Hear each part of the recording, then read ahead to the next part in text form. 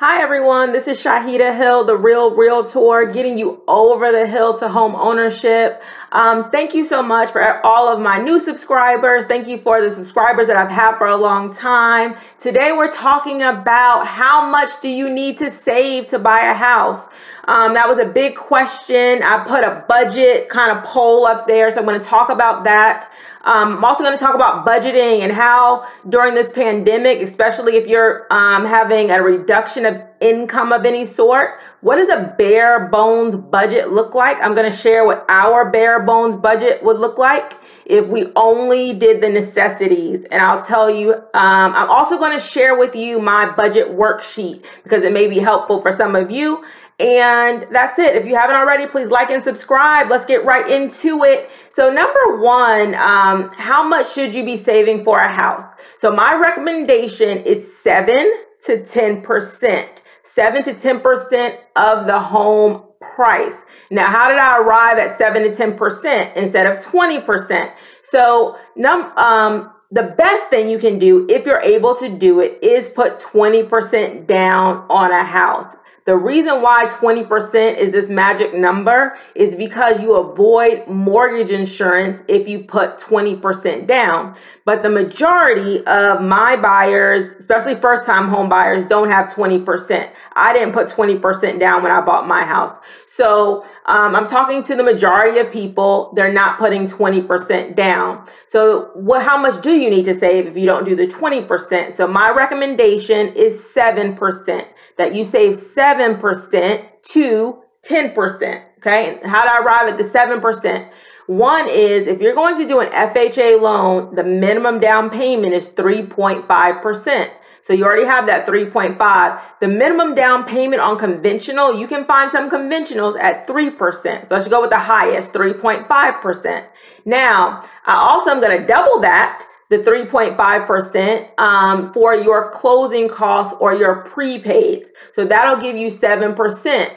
Now, if you want to be on the safe side, maybe do 10%. And this is why 7% would definitely cover your down payment, but it may not cover all of your closing costs. So that extra money, one or two things has to happen. You have to get the seller or the builder, if you're doing new construction, to pay some of your closing costs. A lot of my buyers are getting new construction. The sellers, the builders are paying some of the closing costs, if not all of the closing costs.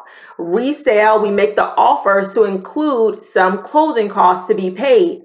So 7% would probably have to have still some of the seller or the builder contributing to your closing costs. And that happens often. That's not a rare thing to happen. So it should be almost expected in most markets that the seller is going to pay some of your closing costs. The more competitive the market is, the less the seller is going to pay. The other way you get some of your closing costs paid is by using some kind of down payment assistance program. So down payment assistance programs during this pandemic, they've kind of, they haven't gone away, but there's less of them, or they've tightened the criteria for them. So if you haven't watched my video about closing costs, watch that video. If you haven't watched my video about the best down payment assistance in every state, watch that video. So those two videos can help you figure out what down payment assistance options are available to you. And you can find out, like, what are your typical closing costs going to look like for a house? Okay, so let's get into the savings part of it, because now you know it's going to be between 7% and 10%. So let's talk about a $100,000 house. That would be $7,000 or $10,000 to make sure everything's covered. The more down payment assistance you get, the more the seller contributes or the builder contributes to your closing costs, the less you'll have to bring to the table at closing. So I recommend, and this is what, a bare bones budget is, what's the minimum amount that you have to pay in order to live? And this is assuming that you live by yourself, or you don't live with family and that sort of thing. You pay your own bills, you rent your own, you pay your own rent, those sorts of things. I'm going to show you what the bare bones budget looks like. And this, when my husband and I were saving for our house, we did a bare bones budget to increase the amount of savings that we had available. So if you are not close to that 7 to 10%, then these are some things you can do to at least put your income under control that will allow you to save. Because there's only two ways to save this money. Either you're going to save it from your regular income, or you're going to increase your income and then save that. There's one other thing. Some of my clients are using gift funds. So they have a parent or a grandparent or somebody that is giving them some gift money. You can do that on an FHA loan. But typically, if it's not a family member, it has to come from you, the down payment money. All right. So let me say that one more time. Down payment has to come from you. Unless you're using gift funds or down payment assistance, closing costs can come from the seller. So that's how some people are paying for their closing costs. But the down payment in most cases has to come from you. All right, so here's a bare bones budget. And for whatever reason, when I'm recording on my phone, that when I pull this over, it gets a little bit darker. So just bear with me. So bare bones budget, what is included is mortgage, or rent, okay, if you're still renting, mortgage, food. How much should you be estimating for food? Food, you should estimate $100 per person in your household. $100 per person in your household. So for me, it'll be $400. Now, if you are single, you might want to adjust that some more because $100 may not be enough. But this is assuming that you're eating at home. So our budget with 4 people, I try to do it at $350 some months, and that's not eating out. That's buying groceries and cooking. So just make sure, if you're going to estimate, if you're spending too much on food, try to estimate about $100 per person in your household. Our cell phones, right now, they're pretty much a necessity to have cell phone service for work and that sort of thing. We have utilities. We have an electric bill, a gas bill, and a water bill. Car insurance, and I put a star by car insurance, but you need car insurance if you're driving your car. I don't know what this says. Cable, okay? Not a necessity necessarily, but to my husband, it is a necessity. So those are like emotional things. Like if I was single, I wouldn't have cable, but I would have Wi-Fi. But to him, it's a necessity. So that's a necessity for us right now. But I'll put that on this side because if times ever got really hard, I would cut the cable out. But I would keep the Wi-Fi. So, and then car payment. So in general, we pay cash for our cars or we buy used cars. So we have 2 cars. One was paid for in cash. The other one we did finance.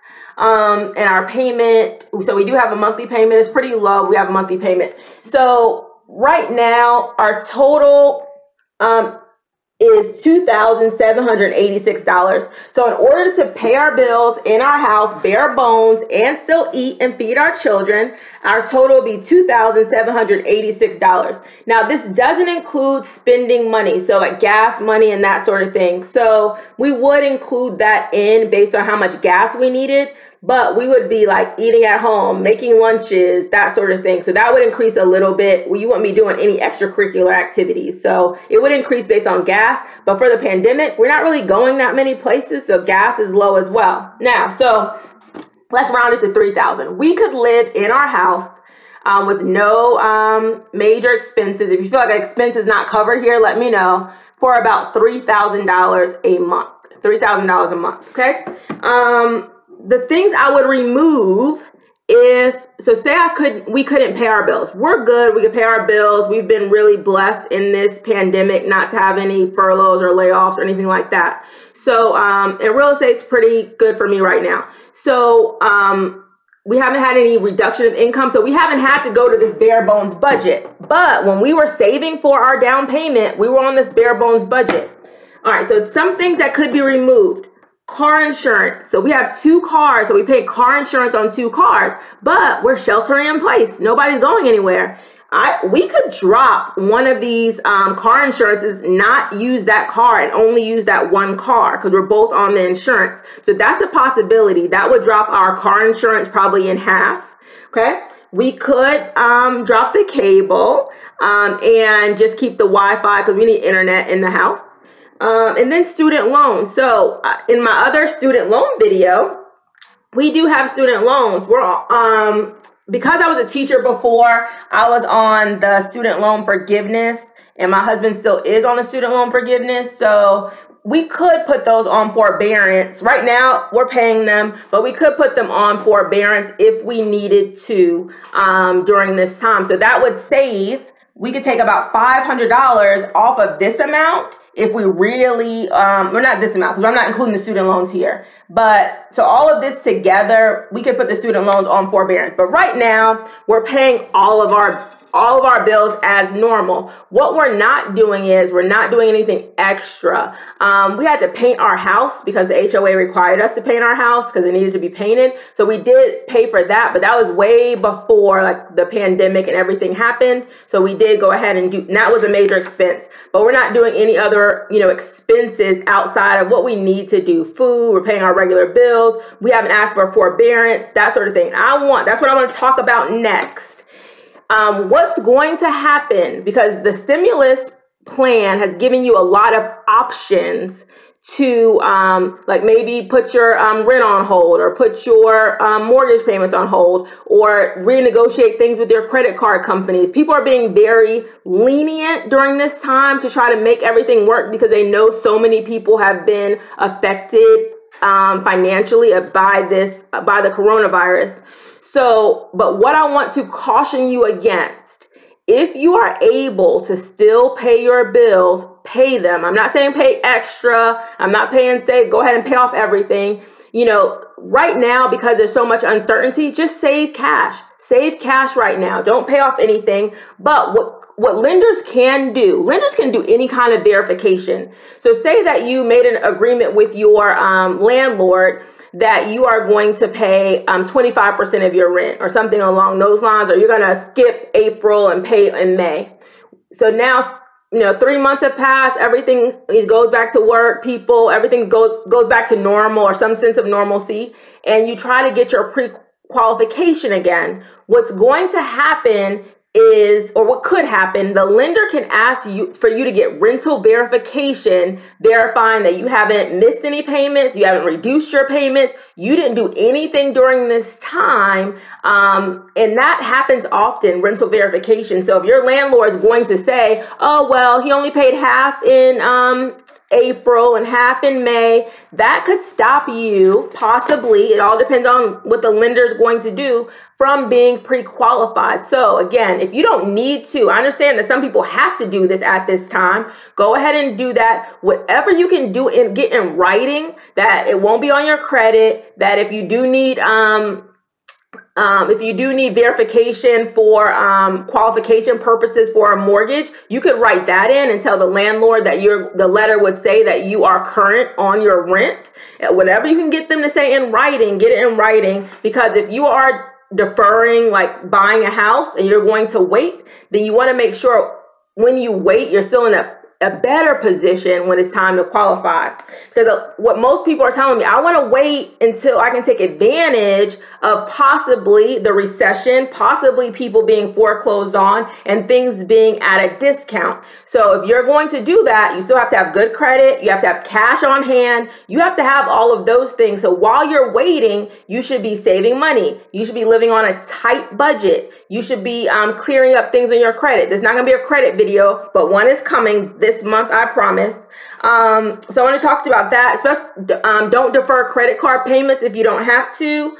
I'm not that concerned with you deferring student loans or putting those on forbearance, because those options were available to you before the pandemic. Also, don't be scared. A lot of people saying, well, I don't want to re-sign my lease because I was planning on buying. Now I got to re-sign my lease.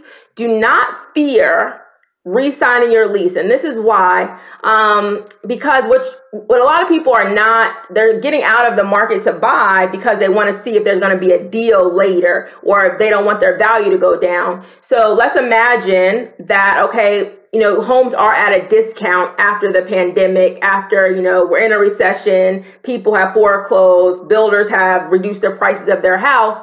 If there was a deal out there, you would just break your lease, because your lease probably has, in most leases, they have like a 2-month penalty or something if you get out of your lease. If the deal is that good, if you're saving 25% on a house, 50% on a house, whatever you think is going to happen, then you would just break your lease and pay that penalty. So don't be scared to re-sign your lease if your plan of re-signing is to get a deal later. Does that make sense? That doesn't mean you have to live there the whole 12 months, but if there are deals to happen, then you would just break your lease. What else I want to talk to you about? You can negotiate a lower lease payment. So if your lease, a lot of landlords increase the amount every year. Try to renegotiate to try to get either the same exact payment or maybe a lower payment so your payment doesn't go up next month. That's really all I wanted to go over with you. The main question people are asking me, how much I need to save. My answer is 7 to 10% of the sales price. I recommend bankrate.com. I highly recommend them because they have mortgage calculators. They have DTI calculators. They have every calculator you need. They have savings calculators to make the best decisions as far as you're planning to buy a house. Where can you get my budget sheet? So my budget sheet is available in my Facebook group. So I have a first time buyers Facebook group. I want you guys to join. I already posted this morning. I did a little Facebook Live with the Facebook group this morning. So if you want the budget sheet, it's on there. At some point this week, I will go over the budget sheet that I use for our family every month. I've been doing this for at least 5 years. I've been budgeting since I got my first job at the supermarket. But this budget sheet that I made specifically for our family to meet our financial goals. So that's already in the Facebook group. If you want to join, just click and ask to join, and then I will approve you. Again, thank you so much for joining. Please like and subscribe to my channel for new videos every week.